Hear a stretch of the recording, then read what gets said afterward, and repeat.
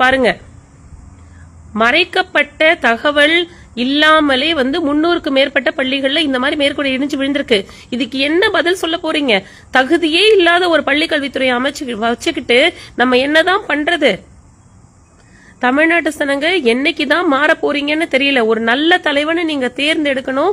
வரக்கூடிய தேர்தல்ல நல்ல தலைவனை தேர்ந்தெடுங்க, நல்ல கட்சிக்கு ஓட்டு போடுங்க. வாட்ஸ்அப்லயும் பேஸ்புக்லயும் மத்த கட்சியை கிண்டல் அடிச்சு போடுறதுனால எந்த பிரயோஜனமும் இல்லைங்க. இன்னைக்கு பாதிக்கப்படுறது உங்க குழந்தையும் எங்க வீட்டு குழந்தையும் தாங்க. தயவு செய்து உணருங்க. அவங்க எல்லாம் அழகா சொகுசா சிபிஎஸ்இ ஸ்கூல்ல மத்த சப்ஜெக்ட் படிச்சுட்டு போயிடுவாங்க. நம்ம பிள்ளைங்க தாங்க அங்கன்வாடியிலயும் அரசு பள்ளியிலயும் போய் படிக்குது. அதோட தரம் எப்படி இருக்குன்னு பாருங்க. நிறைய பொண்ணுங்க மாணவிகளுக்கு சரியான கழிப்பறை வசதி கூட இல்லைங்க. மாதவிடாய் நேரத்துல அந்த பள்ளி மாணவிகள்லாம் படுற கஷ்டம் கொஞ்சம் நஞ்சம் இல்லைங்க. அத கூட இந்த அமைச்சரால ஒன்னும்